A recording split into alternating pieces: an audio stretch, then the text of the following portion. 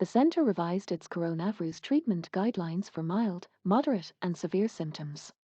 For more information, please click here. The Union Ministry of Health has revised the guidelines for the treatment of mild, moderate, and severe COVID-19 patients. The guidelines have been issued by AIIMS, ICMR, COVID-19 National Task Force, and Joint Monitoring Group under Union Health Ministry for Management of Adult COVID-19 Patients. Guidelines for the management of adult COVID-19 patients having mild symptoms. The upper respiratory tract symptoms or fever without shortness of breath comes under the mild COVID-19 symptoms.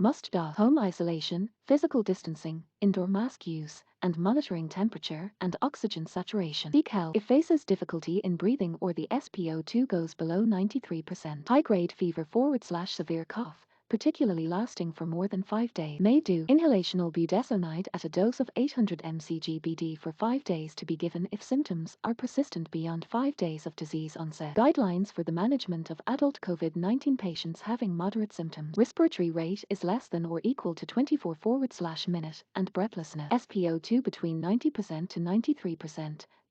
These are the moderate COVID-19 symptoms. May do awake proning is encouraged in all patients requiring supplemental oxygen therapy. Methylprednisolone 0.5 to 1 mg/kg in 2 divided doses, usually for a duration of 5 to 10 days. There is no evidence for benefits for injectable steroids in those not requiring oxygen supplementation or on continuation after discharge. Anti-inflammatory or immunomodulatory therapy can have a risk of secondary infection such as invasive mucormycosis when used too early, at a higher dose, or for longer than required. Conventional dose prophylactic unfractionated heparin or low molecular weight heparin. There should be no contraindication or high risk of bleeding. Guidelines for the management of adult COVID-19 patients having severe symptoms. Patients having a respiratory rate of less than 30/minutes, breathlessness, and oxygen level less than 90% on room air are considered to have severe COVID symptoms. Anti-inflammatory or immunomodulatory therapy. Inj Methylprednisolone 1 to 2 mg/kg for in 2 divided doses, usually for a duration of 5 to 10 days. Steroids can have a risk of secondary infection such as black fungus when used too early, at a higher dose, or for longer than the required period. Clinical monitoring, work of breathing, hemodynamic instability, change in oxygen requirement. Serial CXR, HRCT chest to be done only if there is worsening. Lab monitoring, CRP, D-dimer, blood sugar 48 to 72 hourly, CBC, KFT, LFT 24 to 48 hourly. Remdesivir may be considered only in patients with 10 days of onset of symptoms, in those having moderate to severe diseases, but who are not in IMV or ECMO. Consider remdesivir for 5 days to treat hospitalized patients with COVID-19. Not to be used in patients who are not on oxygen support or in the home setting. Recommended dose, 200 mg for on day 1 followed by 100 mg for OD for the next 4 days. Tocilizumab may be considered only. Rapidly progressing COVID-19 needing oxygen supplementation or IMV and not responding adequately to steroid, preferably to be given with steroid. No active tuberculosis, fungal, systemic bacterial infection. Long-term follow-up for secondary infection. Recommended single dose, 4 to 6 mg/kg in 100 ml NS over 1 hour. The latest guidelines have not recommended medicines like ivermectin,